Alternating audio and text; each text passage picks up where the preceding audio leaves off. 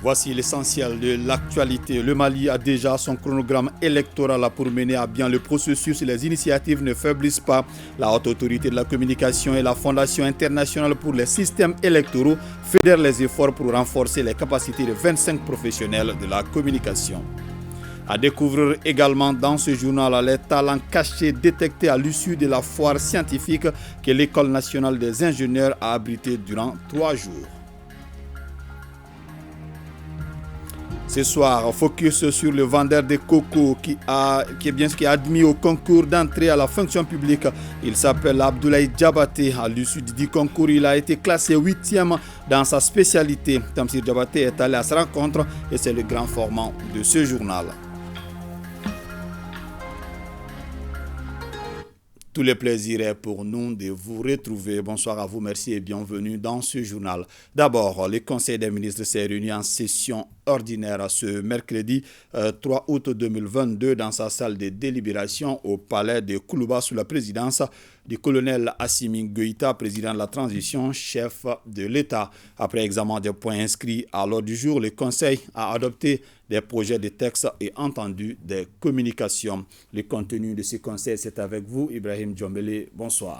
Tout à fait. Bonsoir, Fouteni Tunkara, mesdames et messieurs. Bonsoir. Au chapitre des mesures législatives et réglementaires sur le rapport du ministre de l'administration territoriale et de la décentralisation, le Conseil des ministres a adopté un projet d'ordonnance portant modification de la loi numéro 2018-035 du 27 juin 2018 portant statut des fonctionnaires des collectivités territoriales. L'âge limite de participation au concours d'entrée dans la fonction publique de l'État a été augmenté de 3 ans pour les catégories C, B1, B2 et A par ordonnance numéro 2021-015 PTRM du 31 décembre 2021 modifiant la loi portant statut général des fonctionnaires.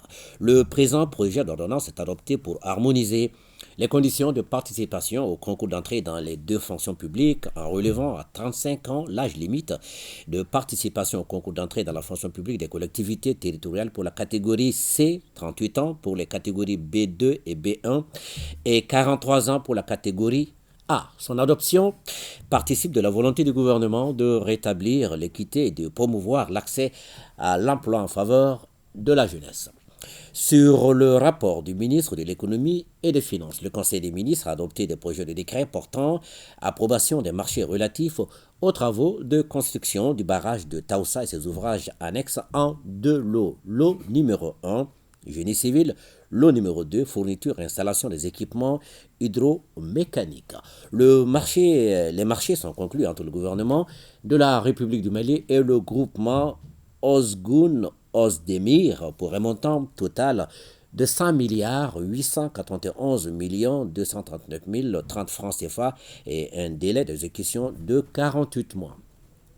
La réalisation de ces travaux, qui s'inscrit dans une vision globale du développement rural intégré, permettra entre autres de promouvoir les systèmes de production agro-pastorale et de sécuriser les cultures traditionnelles, d'arrêter le processus de désertification et d'assurer la production d'énergie hydroélectrique et la continuité du transport fluvial et routier. Au chapitre des communications, le ministre de la Justice et des Droits de l'Homme, garde des Sceaux, informé le Conseil des ministres de l'organisation d'un atelier national de validation des avant-projets de loi portant code pénal et code de procédure pénale. Depuis la rectification de la transition, le Mali s'est engagé dans un vaste processus de refondation de l'État. La justice constitue un des piliers principaux de cette refondation. Pour jouer pleinement ce rôle fondamental, elle a besoin de moyens matériels et humains, mais aussi d'instruments juridiques adaptés à nos réalités socio-économiques et conformes aux engagements pris par notre pays au plan communautaire, régional et international. Dans ce cadre, plusieurs textes sont en cours d'élaboration ou de lecture, dont le code pénal et le code de procédure pénale. Après examen par la commission législative permanente du ministère de la Justice et des Droits de l'Homme, les 2 avant-projets de textes ont été consolidés au cours de plusieurs ateliers thématiques. L'étape prochaine sera l'examen de ces textes dans le cadre d'un atelier national inclusif de validation qui se tiendra du 15 au 20 août 2022 avec la participation de l'ensemble des représentants des forces vives de la nation, des experts et les partenaires techniques et financiers. Les innovations apportées sont relatives, entre autres, à la prise en compte de la responsabilité pénale des personnes morales, des violences basées sur le genre, des pratiques de l'esclavage par ascendance, de la question des mineurs face au terrorisme, de la définition et de la répression de la haute trahison et du financement occulte des partis politiques, à l'introduction des techniques spéciales d'enquête et du double degré de juridiction en matière criminelle, de la création de chambres criminelles permanentes au sein des tribunaux de grande instance. Ces projets de texte vont contribuer à garantir la bonne gouvernance, la stabilité, la paix et à restaurer la confiance des justiciables en la justice. Le ministre de la Santé et du Développement social a informé le Conseil des ministres de l'évolution de la maladie à coronavirus, marquée par une diminution du nombre de cas testés positifs par rapport à la semaine précédente. Le président de la transition, chef de l'État, a cependant rappelé la population au respect strict des mesures de prévention et de lutte contre la maladie. À vous, Foussine Tounkara. Merci beaucoup, Ibrahim Djambélé. Merci et bonne suite. Merci. Les réseaux des femmes africaines, ministres et parlementaires et celui des jeunes femmes leaders des partis politiques et organisations de la société civile ont été reçus hier en audience par le Premier ministre.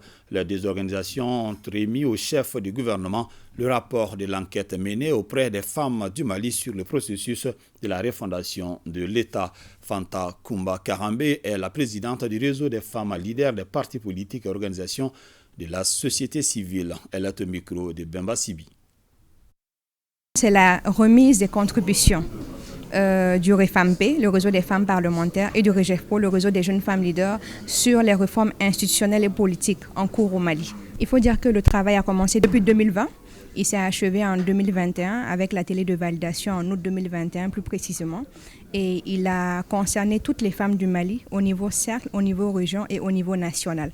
Donc c'est un document qui est représentatif de toutes les femmes du Mali. C'est pour apporter notre pierre à l'édifice pour un Mali nouveau. Un Mali qu'on va laisser en héritage à nos enfants et à nos petits-enfants. Concrètement, par rapport aux recommandations, c'est en fait la prise en compte de la loi 052 sur le genre et c'est plus d'implication des femmes dans toute la vie de la nation, dans tous les processus de refondation au Mali. C'est principalement ça et on a donné des avis vraiment concrets sur l'organe unique de gestion des élections. On a nos propositions sur la loi électorale, sur la constitution, sur la charte des partis politiques et sur la loi organique au niveau de l'Assemblée nationale. Les femmes du Mali prouvent qu'elles ont à cœur ce Mali et qu'elles veulent participer à ce processus de refondation. Une forte délégation malienne est arrivée ce mercredi à Guinée-Conakry, la capitale guinéenne. Elle est conduite par le ministre des Affaires étrangères et de la coopération internationale.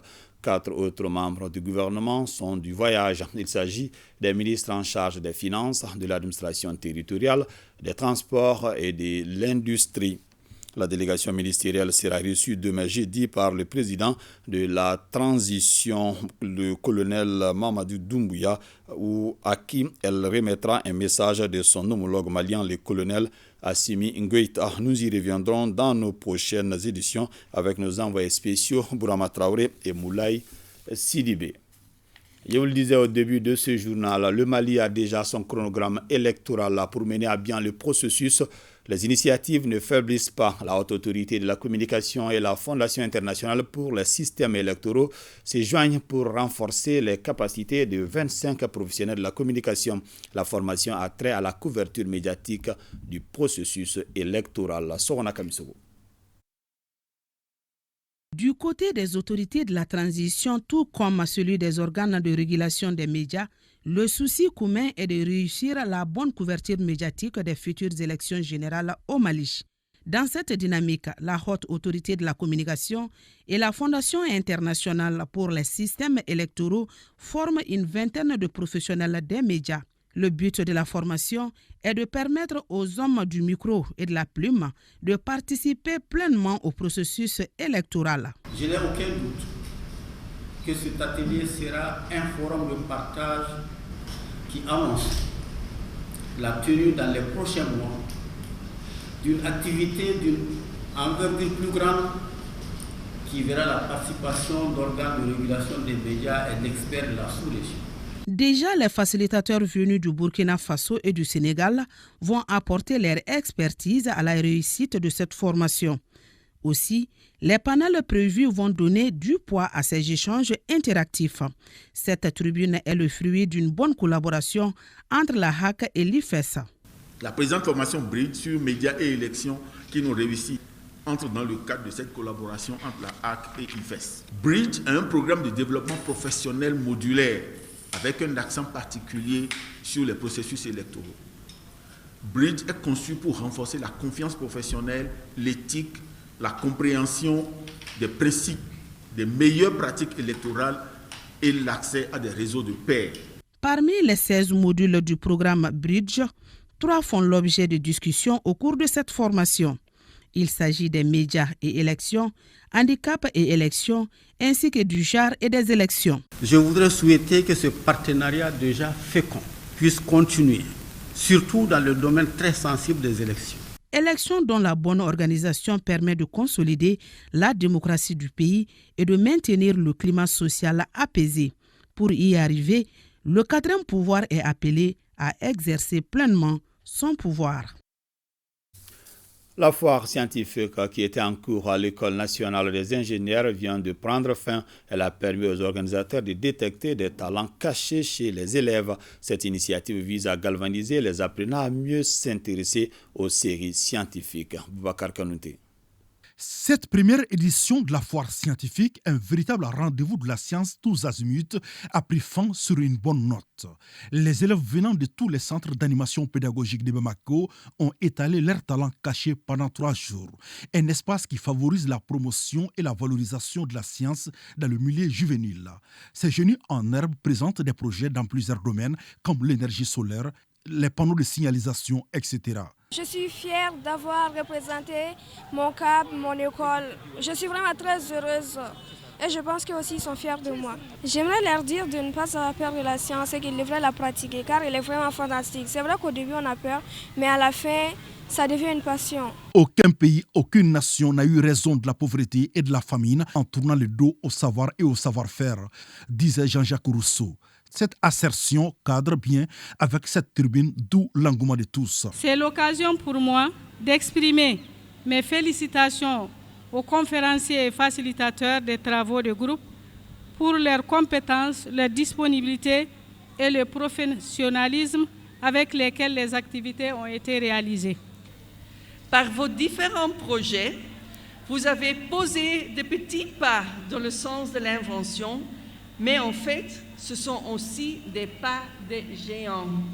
Oui, vous avez posé des pas de géants, car même les hommes de science les plus célébrés de ce monde ont commencé par des petits pas comme les vôtres. Alors je vous encourage fortement. Certains élèves se sont fait distinguer comme Jean-Marie Dougnon du Cap de Sénou, Gelika Diko du Cap de Torokorobuku, Soumela Koulibaly du Cap de Sebenikoro, entre autres. Ils ont reçu chacun une enveloppe symbolique et une attestation. La Commission nationale d'établissement des listes d'aptitude a ouvert ce matin une session ordinaire. Elle statue sur 304 dossiers de candidature pour les fonctions des maîtres de conférences et des professeurs et 121 dossiers pour les maîtres de recherche et directeurs de recherche. Batraouri. 304 dossiers à examiner pour l'inscription aux fonctions des maîtres de conférences et des professeurs. Voilà le gros du travail confié à la CNELA, Commission nationale d'établissement des listes d'aptitude. La session est fusionnée à celle des maîtres de recherche et directeurs de recherche où 121 dossiers doivent être dépouillés au cours des travaux. La tenue régulière des sessions de la CNELA, le nombre de demandes élevées pour l'inscription sur les différentes listes d'aptitude et l'engouement des anciens chercheurs et des chercheurs pour cette voie nationale sont autant de facteurs qui nous invitent à œuvrer pour la pérennisation de cette voie. Je voudrais saisir cette opportunité pour remercier les instructeurs des dossiers, les organisateurs et toutes les personnes ayant contribué à la bonne organisation de la présente session. La transparence et la rigueur doivent être de mise car la Commission nationale d'établissement des listes d'aptitude est un maillon important dans le dispositif de l'enseignement supérieur au Mali. Notre système d'enseignement et de recherche a aujourd'hui besoin de l'implication de tous les acteurs pour être plus efficace et compétitif. Dans cette posture, j'encourage tous les acteurs de l'enseignement supérieur et de la recherche scientifique à poser des actes qui conduisent à la sérénité sur tous les campus et au bon déroulement des activités pédagogiques et des activités de recherche. Je voudrais vous donner l'assurance que mon département n'épargnera aucun effort pour l'amélioration des conditions de travail de tous les acteurs de l'enseignement supérieur et de la recherche scientifique. Au cours de cette session qui s'étend jusqu'au 12 août, la commission va statuer sur 425 dossiers. À présent, focus sur le vendeur de coco qui est admis au concours d'entrée à la fonction publique. Il s'appelle Abdoulaye Diabaté. À l'issue du concours, il a été classé 8e dans sa spécialité. À l'âge de 30 ans, il est admis en qualité de secrétaire de direction niveau brevet de technicien. Ce grand format est signé Tamsir Diabaté, Aboubakar Traoré et Astan Satourou Diabaté.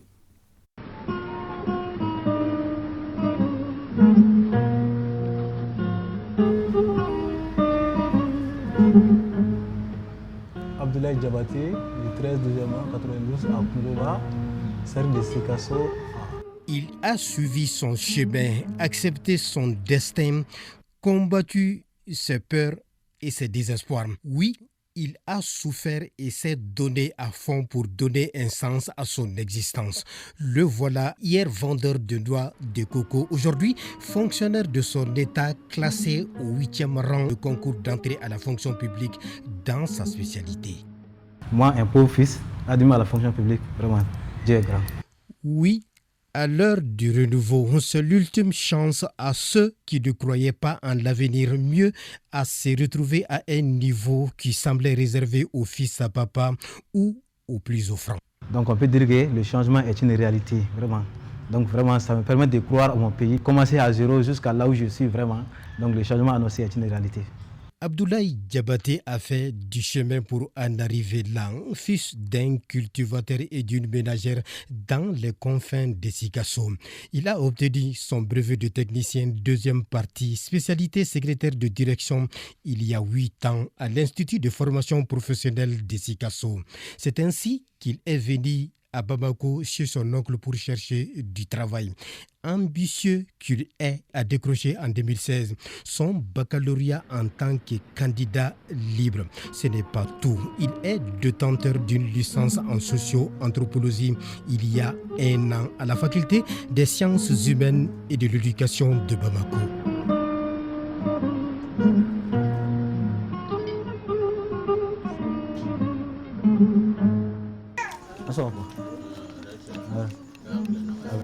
L'admission à la fonction publique du très courageux et respectueux Abdoulaye Diabaté, non moins diplômé vendeur de coco, n'a pas surpris son oncle logère. Je ne suis pas surpris parce que j'ai vu ce qu'il fait à la maison ici, comment il se débrouille, comment il se débat avec en même temps la vente du coco, en même temps ses études. Il est parvenu à conjuguer les deux. Il a engagé ses dossiers, il ne m'a même pas informé. C'est après les résultats que j'ai su. Le fait qu'Abdoulaye soit parmi les admis du concours d'entrée à la fonction publique donne de l'espoir à ses frères cousins qui ont terminé leurs études quand ils n'avaient pas encore son diplôme de brevet de technicien. Un pauvre, c'était très difficile de se présenter à avoir le concours. Il m'a prêté pour me présenter parce que j'ai vu maintenant que vraiment, avec l'effort du mérite, on peut passer au concours. Au-delà de son courage, l'environnement familial, le soutien et le conseil de son oncle logère ont donné du tonus à Abdoulaye, qui n'a jamais baissé les bras. Et pour la nouvelle recrue de la fonction publique, le mérite est à son oncle. Il m'a beaucoup conseillé, il m'a beaucoup orienté, il m'a beaucoup aidé. Moi-même, j'ai acheté dans ma vente de coco. Moi, j'ai pris ça à 100 000 francs. Justement, tous les jours, il quitte Senou pour venir acheter en gros les noix de coco à Faladje en commune 6 du district de Bamako. Première étape d'une longue journée de vente. À raison de 175 francs par noix. Vous pouvez gagner combien? Bon, moi, mon revenu, c'est entre 3 000 et 5 000.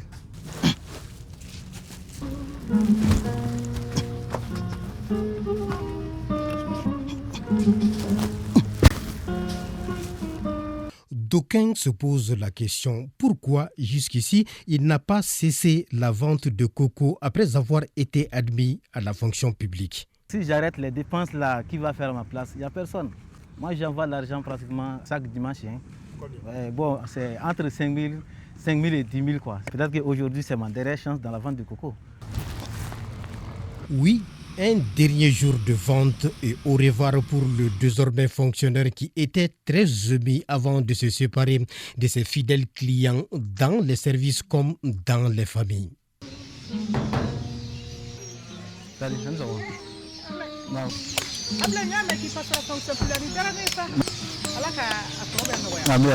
Ici, à Hamdallahi, il a eu de très bons rapports avec pas mal de personnes comme cette bonne dame qui a de l'estime pour lui à cause de son courage. C'est un garçon qui est très courageux, très respectueux, très conscient. Et quand il déposait son dossier, il était optimiste. J'avais l'espoir que vraiment cette année ça allait quoi. Les autorités, la manière dont ils gèrent les affaires, vraiment j'avais la confiance aux autorités. Plus optimiste d'autant que le sujet de l'épreuve de la culture générale portait sur les conséquences et les avantages de vivre en ville. Maintenant c'était basé sur ça. Maintenant je sais comment je vis ici en ville. Au sortir de la classe, moi j'avais quand même la confiance que moi j'ai fait. C'est depuis l'âge de 19 ans qu'Abdoulaye venait à Bamako pendant les grandes vacances pour vendre la noix de coco en vue de payer ses fournitures scolaires et aider ses parents au village. Et c'est au marché de Wolofobougou qu'il dormait. Nous sommes en 2011. À noter que c'est la première fois qu'Abdoulaye Diabaté, le vendeur de coco, se présente au concours d'entrée à la fonction publique. Et il est admis. Il fait également partie du premier contingent de 806 fonctionnaires devant suivre la formation du service national des jeunes. Et ce mardi 2 août 2022, le vendeur de coco porte la tenue bleue qui annonce un jour nouveau. Il va avec le même courage, avec une bonne dose de patriotisme. Je m'engage vraiment pour défendre mon pays et servir ma patrie.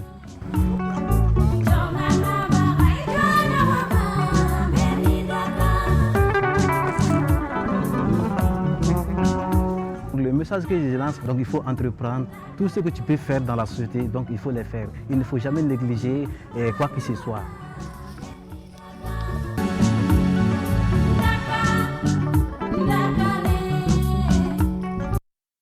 Bon courage à Abdoulaye Diabaté pour le reste. La Croix-Rouge malienne a organisé à Tombouctou une table ronde axée sur la migration au Sahel. Ce phénomène s'amplifie malgré la campagne de sensibilisation des acteurs humanitaires. Durant cette table ronde, un film long-métrage a été projeté pour mieux cerner le phénomène et ses risques en Afrique de l'Ouest. Yaya Tandina. C'est à la faveur d'une table ronde que la question de la migration au Sahel a été largement débattue à Tombouctou. Un phénomène auquel les humanitaires en synergie tentent d'apporter leur expertise. Initiée par la Croix-Rouge malienne, la journée a regroupé l'ensemble des humanitaires impliqués dans l'assistance aux migrants, les légitimités traditionnelles, les services techniques de l'État et les forces de sécurité. L'objectif général vise à contribuer à la protection des migrants les plus vulnérables, les victimes des trafics, de la traite, communautés locales et leur accès aux services de base au Sénégal, en Gambie, au Burkina Faso, au Mali et au Niger. Car l'initiative est mise en œuvre au même moment dans ces 5 pays de l'Afrique de l'Ouest. En tandem avec Catholic Relief Service, Caritas Mali et l'Organisation mondiale pour la migration OIM, cette journée a été mise à profit par les organisateurs pour projeter un long métrage sur la migration au Sahel. J'ai quitté en Algérie, je venais à Tombouctou ici. Les Croix-Rouges m'apprennent pour aller à l'hôpital. Après, je suis parti à la CRS. Il a assisté moi un peu. Après, maintenant, je suis à la OIM pour retourner dans l'autre pays. Malgré toutes les campagnes d'information, d'éducation et de sensibilisation sur les dangers liés à la migration, les tentations persistent et augmentent d'année en année au mépris des conséquences incalculables et du cortège d'humiliation, d'indignation, de violence et de traitements inhumains. Dans la même dynamique, une journée porte ouverte sur les actions en cours dans la région de Tombouctou sera organisée pour une meilleure assistance et protection des migrants les plus vulnérables en Afrique de l'Ouest. Lutter pour l'élimination des gaz à effet de serre, c'est l'une des missions du plan d'action pour l'accès à l'énergie durable et pour le climat, un plan de l'intercommunalité Balanzan de Ségou qui vient d'être présenté aux membres du comité de pilotage pour validation. Honoré Tchenou. Pour trouver des solutions au phénomène du changement climatique, l'intercommunalité Balanzan de Ségou, qui compose les communes de Ségou, Sébougou, Pelingana et Sakoiba, a produit un plan d'action pour l'accès à l'énergie durable et pour le climat PAEDC. Il s'agit donc à travers cette rencontre de présenter les résultats des phases de concertation et de planification aux membres du comité de pilotage. Le lancement du projet climat et l'énergie durable de l'intercommunalité Balanzan. Ce jour, nos ambitions étaient de limiter la production de gaz à effet de serre, de s'adapter aux conséquences des changements climatiques, d'acquérir les énergies renouvelables à moindre coût, d'échanger sur les rôles, implications des parties prenantes, de recueillir les attentes et les suggestions des membres du comité technique.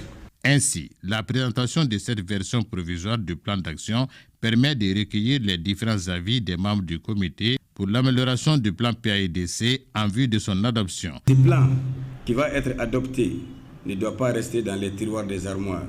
C'est un document de travail appelé à être mis en œuvre afin que les populations des communes concernées et de la région puissent bénéficier des retombées et impacts favorisant un accès à l'énergie durable et la lutte contre les changements climatiques.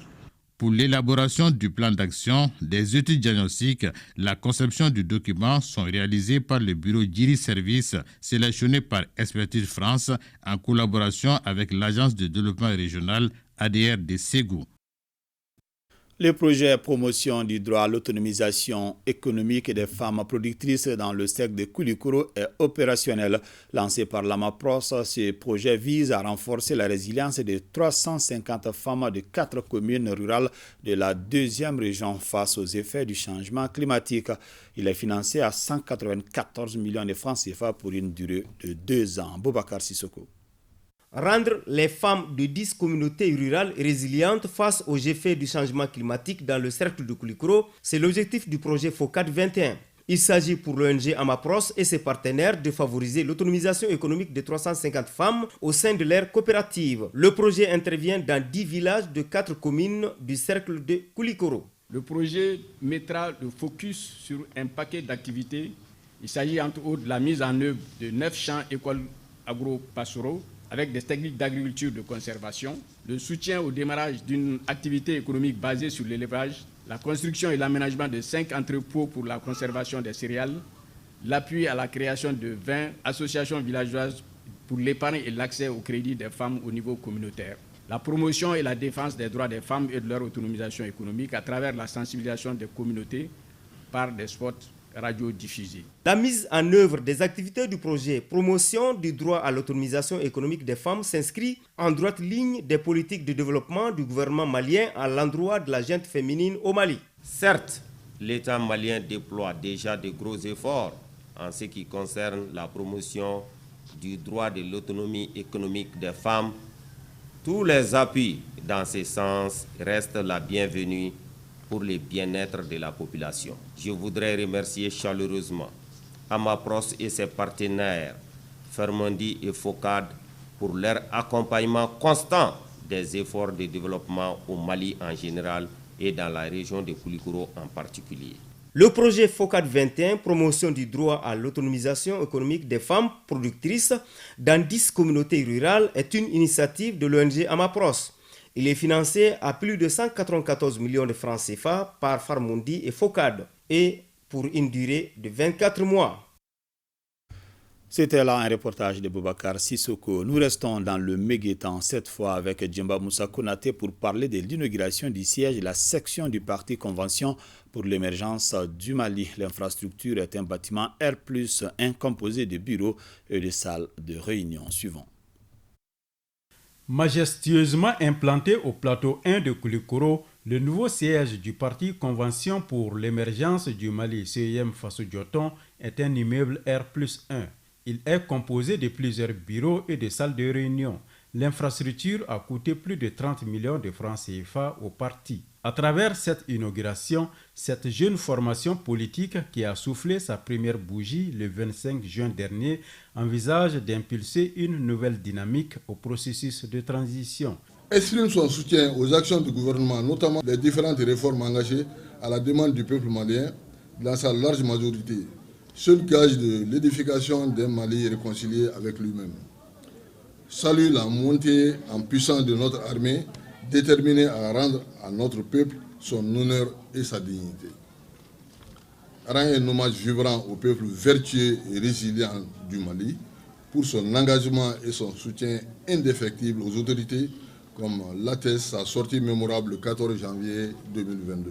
Les partis amis invités, le président de la jeunesse de la CIM Faso Dioton, Ibrahim Diallo, ainsi que la présidente des femmes du parti, Aïssata Diakité, ont tous exprimé leur soutien aux idéaux du parti et aux autorités de la transition. Cette cérémonie d'inauguration, jumelée au premier anniversaire du parti, a été une occasion pour le président de cette formation politique de faire le bilan des activités réalisées depuis sa création. À ce jour, la CMFJT dispose des sections, des sous-sections, des comités dans toutes les régions du Mali ainsi que dans la diaspora malienne.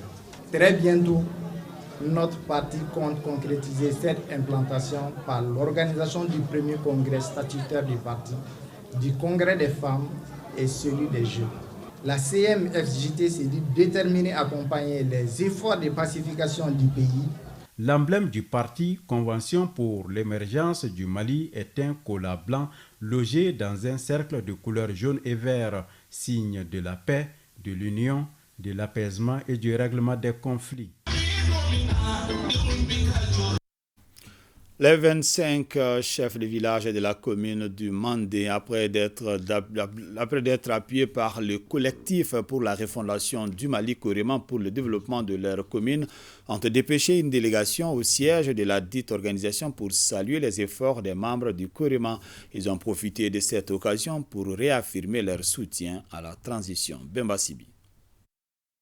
Les chefs de village de la commune du Mandé à la rencontre des membres du collectif pour la refondation du Mali Coréman pour saluer leur engagement pour le développement du Mandé. À un moment, nous, les chefs de village, on a eu beaucoup de problèmes sur l'accaparement des terres, de notre patrimoine. Donc le Coréman a banni ça. Et le Coréman aussi est parti quand même nous offrir les drapeaux nationaux dans le Mali.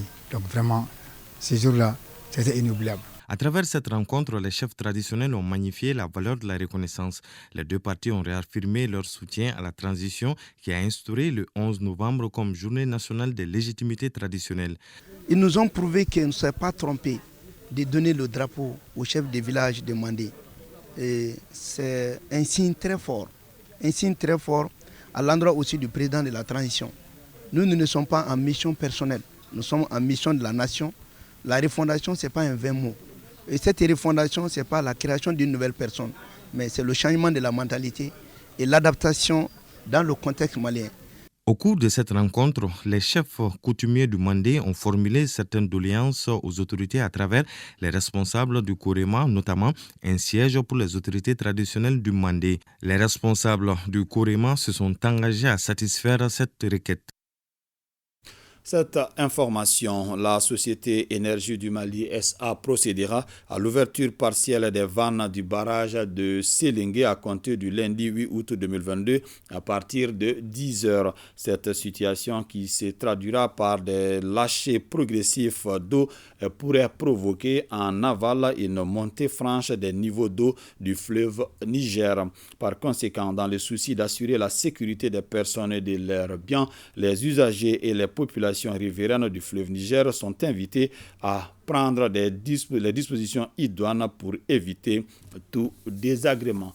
Point Covid du jour, les services de santé ont enregistré de nouveaux cas positifs sur 956 tests réalisés, 2 patients guéris, 0 décès.